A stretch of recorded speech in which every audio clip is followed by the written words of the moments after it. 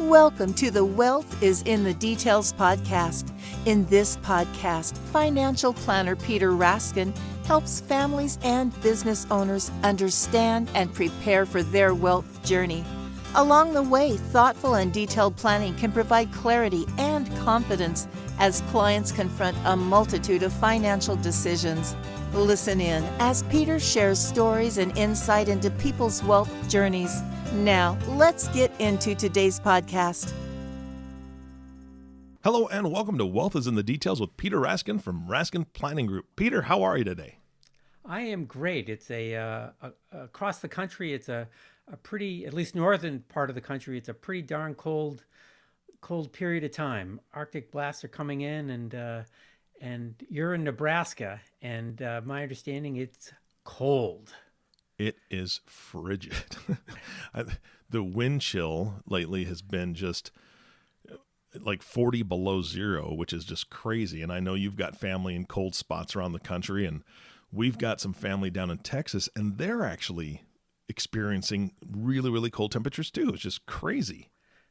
Yeah, this is it's that time of year, and hopefully when people are listening to this, it'll warmed up a bit more. So let's get through this. Yeah, I'm hoping to find a grant or some sort of provision to help us podcast from Fiji or some kind of island down south. I don't know if the government will pay me to go down there, but that'd be great, wouldn't it? Anyway. Well, it never hurts to ask. Yeah, exactly. All right, before we started recording, you and I were, discussing a couple different things, and you said today we're going to be discussing a very simple concept that actually opens up a lot of interesting financial planning considerations. So, what are we talking about today? Yeah, so I'll give a little bit of an introduction, and then we'll get into it. But as I've mentioned, most of our clients have been, they've been really good savers over their working lifetime, or they've had really good fortune. They've sold a business, they've inherited assets, or they've won a lottery of some sort. Wow. They've done well. Yeah. And so they've been able to accumulate assets. And so that's our kind of our typical client. Mm-hmm. And at some point, most people are going to start relying on income from these assets to supplement their income. Mm-hmm. They may receive income from pensions or Social Security, but most of the clients we work with are going to supplement that income with their own sources of income from dividends, interest, or capital. And those are the things they can receive from certificates of deposit at banks, bonds, stocks, real estate, or maybe they have they own an interest in a closely held business, so they receive income from the business. But at some point, they're going to start relying or supplementing their stream of income with these from these sources. So when we start an engagement with any client, we do an inventory of their assets, their income, their expenses. We understand their objectives and goals. Those are the things that we want to know and we need to know in order to do planning. Mm-hmm. And it's just this discovery is so important. So as we're going through this process, I'm thinking about the client's objectives, and I'm trying to determine if assets are live-on assets or leave-on assets. And so that's kind of the simple concept that I wanted to talk about today. Okay, in all the podcasting that we've done, I don't think I've ever heard you say live-on assets or leave-on assets. So what do you mean by that? Yeah, and I get a similar reaction whenever I ask clients about it. But I would say that most people, when they engage us, they're trying to figure out if they have enough to get them home, mm-hmm. to meet their objectives securely and confidently. And the first question we're always trying to answer is, are you okay? Are you likely to successfully meet your objectives over your lifetime, despite lots of contingency planning? So not all, but most of the clients we work with are probably going to be okay as we're running through their plan. And our job is to maximize their planning, show them how they can spend more, gift more to kids or charity, reduce risk or increase returns or pay less in tax. it's so dependent upon their personal objectives. They may want to pass on more to family or to charity, or their primary focus may be just to pay less in tax. So assuming these clients are okay, they may not need to generate a lot of additional income with every asset. So for as an example, they may want their second home to go to their kids. Or they might want that baseball card collection to go to their grandkids. So some of their assets may be left to others. And I call these leave-on assets, assets that are probably going to be transferred to someone else or transferred to charity. And that's the whole concept of a live-on asset, an asset that you need to live off the stream of income, or is it an asset that you either want to, or it's likely you will leave on this asset to someone else. All right. Well, we've had many podcasts about a lot of different strategies and a lot of different. You've done a lot of educational work within these podcasts. So I know there's a lot of moving parts. So it sounds to me like it might be really important to quantify what live-on assets are and what leave-on assets are. Can we do that? Yeah, absolutely. I think it's really, really, really important. The planning process really helps us determine which is which, and I think it's really important to start there. So tax planning is a vital part of this process, and as well as preparing heirs for these leave-on assets. And so I think it is an interrelated concept that not everything is a live-on asset and not everything is a leave-on asset. And we may not know as we start the engagement of planning exactly which is which, but it's important to quantify which assets might be leave-on assets, which assets might be live-on assets. And with that in mind, I thought it might be helpful just to kind of give our listeners examples of these kinds of different assets and our thinking as we move forward in the planning process. So the first thing I'd like to talk about are live-on assets. And much of this is kind of obvious, but I think it's important to kind of work through these definitions. So a live-on asset, and I consider it an asset, is an income stream from Social Security, or pensions, or from an annuity that people have purchased over the years. These are sources of income that are going to continue for a lifetime typically. So I think of that as an asset. It's a set aside. You may not have access to capital as you're moving through life, but you realize that these kinds of accounts or assets are going to provide income on a regular and consistent basis, again, typically for life. And that's an important consideration. Now let's get into other kinds of live-on assets. And here I'm thinking about publicly traded securities like stocks and bonds. So not to get too complicated, but stocks and bonds and CD accounts and certificates of deposit at banks, savings accounts, these are all available. They're liquid, and they're part of your overall asset base that can produce income. And the question is, if these are live-on assets, these are assets that you are relying on, we need to think about how they're invested. So now we're entering into an investment discussion. Are these assets focused on current income or appreciation? Are they growth-oriented? Or is it a balancing act between income and growth? And so it's an important conversation to have with the client. What are these assets for? And what do you want to do with them? What do they need to do for you? What kind of income stream do they need to produce? If it's very moderate, maybe at the 2 or 3% level, maybe some of those assets can be invested for long-term growth, which is really vital when we're considering inflation. We want assets to, we hope assets can increase or keep up with the inflation, and that their values continue to increase. But the only way that's going to happen is if you're invested in equity-like investments like stocks or real estate, things like that. So we have to determine how much income is required from these stocks and bonds, CDs, cash instruments, and that's going to be an important investment discussion. But again, it's really important to just take a step back and say, is this a live-on asset or a leave-on asset?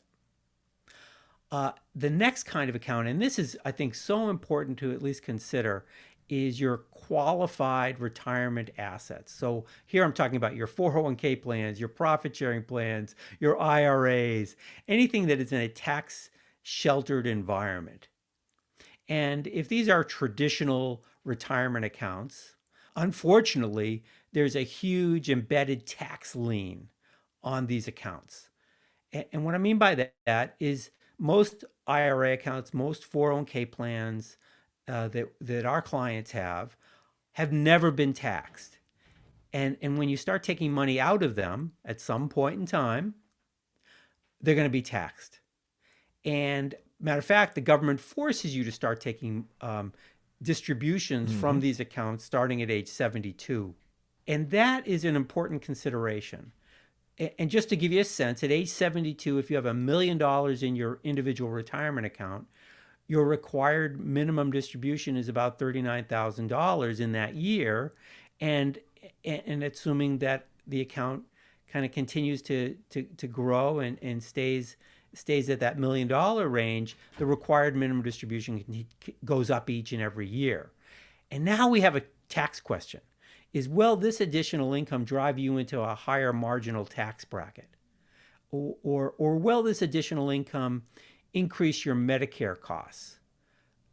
And so it's an important conversation to map out and plan. What are the taxes going to be on that account now and maybe in the future? We can't predict tax rates. Taxes probably aren't going down. I would imagine not, especially in our current environment where we've got significant deficits and probably deficits that are going to be increasing because of the relief packages that we've been passing and likely to pass. So what will these required minimum distributions do to someone's tax situation? So it's just a consideration. And here's an interesting twist that I think most married couples don't consider. It's that the surviving spouse will need to file as a single taxpayer. So the surviving spouse might pop up into a higher marginal tax bracket. And that could really be a significant increase in taxes. So just as an example, a single taxpayer is in a 24% federal marginal tax bracket, starting at about $86,000 of adjusted gross income. A joint taxpayer isn't in the 24% marginal tax bracket until adjusted gross income is almost $173,000. So just as an example, if a married couple has adjusted gross income of $100,000, and that's likely continue after the first death, the single taxpayer is going to pop up into the 24% tax bracket with income in excess of $86,000. So just by that, they're going to be paying more in tax. Yeah. So it's an important consideration for a married couple is what will their tax bracket be after the first death. And so all of this comes into play when we're talking about these live-on assets.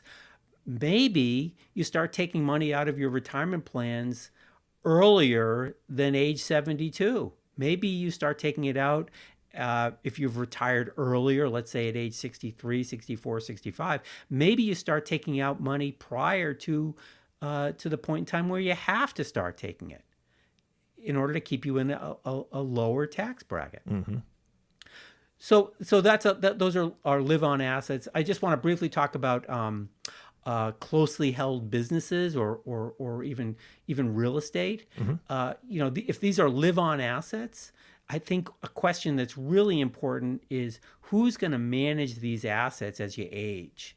You know, if you're involved in your business, and the question is, you know, as I get into my 60s, 70s, 80s, and older, and I'm relying on the income, well, who's going to be there managing the day-to-day Yeah. affairs of that business?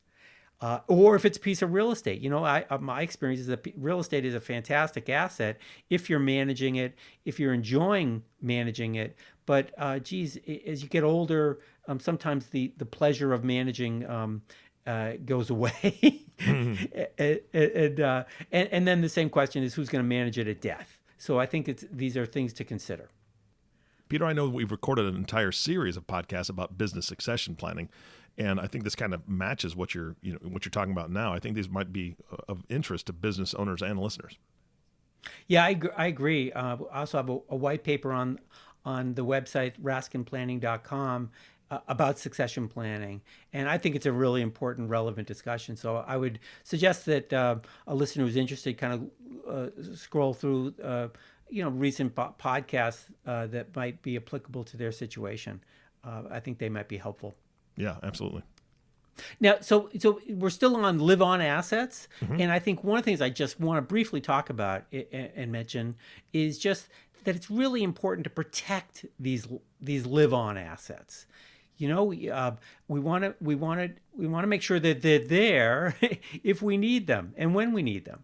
So protection includes things like life insurance, long-term care insurance, adequate health insurance, long-term disability, and property and umbrella insurance. We want to make sure we've got these kinds of protection contracts in place in case of things going wrong, of things of just contingency planning, and we protect these assets for ourselves and for our survivors. So just a comment about protecting, and that's an important part of the overall plan. Yeah, and you've spoken about protection a lot before, just when it comes to general planning altogether. And I agree 100%. They've been very, very informative podcasts, and there's so many options out there. So I encourage listeners to go back and listen to those as well. It sounds kind of like we're wrapping up the live-on assets. What about the leave-on assets? Yeah, I mean, this is where I'd say the majority of our clients have leave-on assets Nice. that they will probably leave on to someone beyond themselves and their spouse. So the first leave-on asset I want to talk about are qualified retirement accounts. You know, we talked a bit about that earlier, and there's a lot of nuance here. In a lot of ways, these kind of retirement accounts, IRAs, 401ks, they're liquid, they're available, but they're embedded with this tax lien. And so in some ways, they may not be as valuable as you think they are. Yeah. If you think about a 25 or 30% tax lien at the state or federal level, then you're looking at significantly less after-tax assets.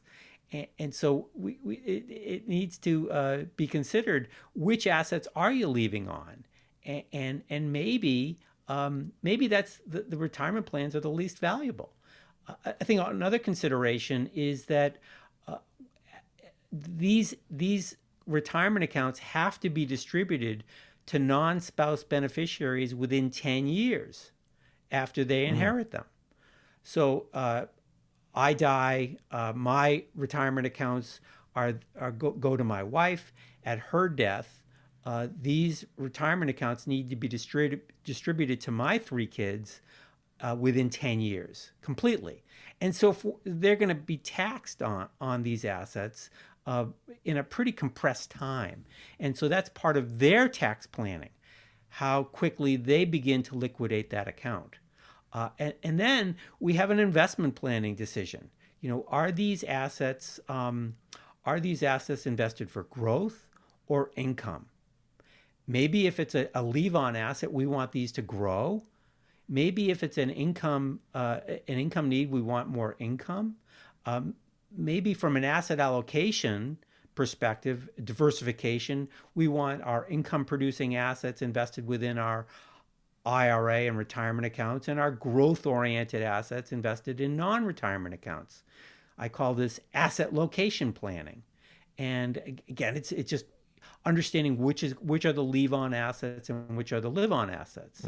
And whatever we decide, we need to help our kids plan for this possibility and probability that they're going to be inheriting some of these assets, which have some pretty impressive tax liability with them, which also speaks to the fact that someone may want to start converting their accounts to a Roth IRA sooner than later. Pay the tax now, where when we know what it is, have the monies grow in a tax-free environment, and it eventually inherited, passed down to the kids tax-free. And that can be pretty impressive.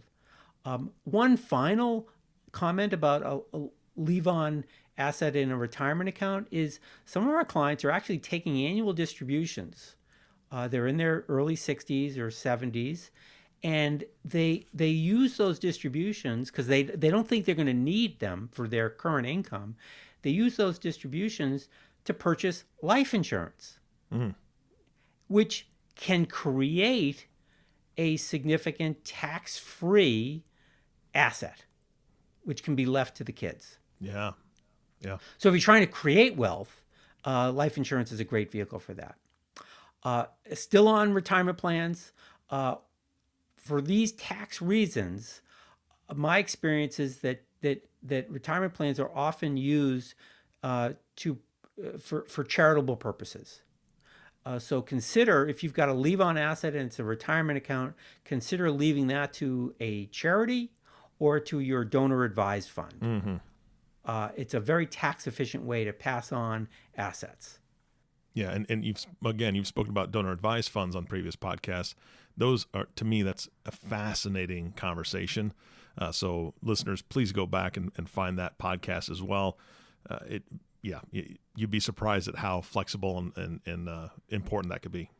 Absolutely. And also retirement accounts for those who are over age 70 and a half, can give directly to charity while they're alive. It's called a qualified charitable distribution. Nice. Those are also very effective. So another leave-on asset, obviously this is a leave-on asset, but it's life insurance. Yeah. It just makes sense that it's designed for the heirs, and it's liquid and it's tax-free. You can leave it to family, you can leave it to charity. I find a lot of our clients who have leave-on assets are looking at things like second homes. They feel these are very important and valuable assets to the family, a lot of memories, and they want to leave these assets directly to family members. And it's a wonderful thing to do for family, but I think it's an important challenge that you need to consider. Will the kids have resources to manage the property? And secondly, will the kids and the grandkids manage the property and the usage fairly? What's the structure for sharing this asset? And that can get complicated, but it's an important part of the planning process. Yeah, if it's an absolutely. asset you want to leave, make sure it's left the right way. Collectibles. I mentioned baseball cards, but it could be art. It could be cars. It could be anything that is valuable that someone wants to leave to a family. That is a leave-on asset.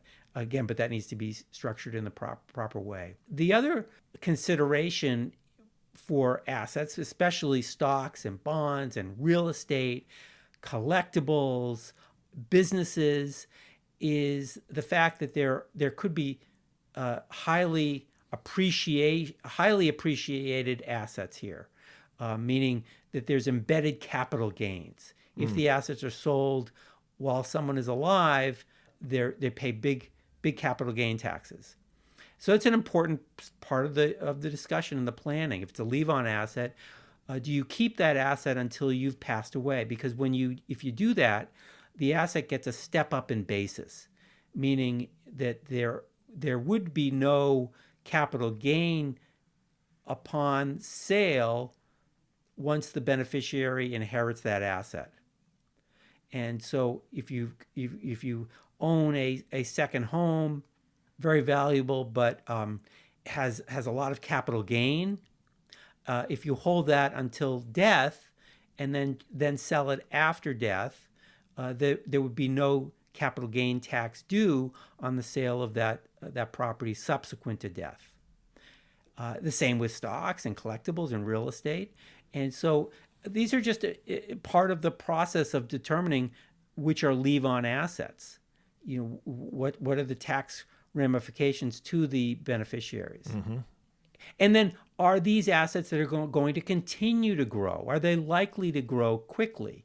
And so if they are, we may want to transfer those assets to that next generation now, let the assets continue to grow, and then all of the growth of these assets avoids the estate tax, which again can be significant. Yeah. They might have capital gains tax, but they might avoid the estate tax, which is likely to be larger under right now under current law. Mm-hmm. So appreciation of assets is an important part of the discussion on which assets are going to be left to others. And then again, protecting these assets, life insurance, long-term care, long-term disability, health insurance, property and umbrella insurance, make sure those are in place and properly meeting the protection goals, because you don't want to lose them. You want them to stay valuable. And then lastly, we want to make sure if we've got leave-on assets that we pass them on to the family or to charity properly. We want to make sure we've prepared the next generation for these assets. It's vital. I also have done podcasts on estate planning, trusts, and I would recommend that listeners listen to that. But we want to, again, prepare the next generation. Make sure estate planning documents speak to your goals. Make sure your wills and your trust are specific. Powers of attorney, healthcare proxies, those are important documents. And then the trusts. As you're passing on assets to the next generation, is there creditor protection for the heirs? Is there proper liquidity? Is there privacy?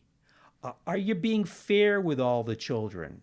Maybe not equal, but fair. Mm-hmm. And then finally, especially around trusts, as I've said in the previous podcast I did about trusts, it's really about love. It's about loving your heirs and preparing them for these assets. It's not about controlling from the grave. It's about making sure they're leaving on assets properly to them. So leave on, live on. It's an important distinction. It brings out a lot, as you can tell. I'm passionate about it, but it's an important discussion. So a very simple concept can really be quite nuanced. And I'm happy I got an opportunity to share it with our listeners today. Yeah, it's funny you mentioned you're passionate about it. That comes through in every podcast you and I do together. I learned so much from you, Peter. And in this again, my head is kind of spinning as far as all the different complexities and all the different things going on. And I kind of have two things on my mind. One is that the planning process really highlights the complexity of all the moving parts that have to be a part of this. And it's almost like a jigsaw puzzle where not only do you have all these pieces, but the pieces are constantly changing shape, and you, in your passion and what you do, you put that puzzle together. But that leads me to number two. The only way you can really put that puzzle together is by asking these questions, because in all of our conversations, the theme is it's the client's goals and objectives, their heart's desire, the things that they want to accomplish that really determine how this puzzle comes together. So by you asking these questions and having these conversations, I'm assuming that's really the only way to get this accomplished. I think so. I mean, it is a process, and it does take time. but I think the results are really worthwhile for a family. Yeah, absolutely. All right. And I've asked this many times, and I know the answer to this, but for those that are newly listening to this podcast, how can they reach out to you if they have questions or they want to, ask you more about this process? Yeah, I'm happy to help anyone with their jigsaw puzzle if they want. So certainly people can connect with me on LinkedIn, Peter Raskin on LinkedIn. They can search for me, or go directly to my website at raskinplanning.com.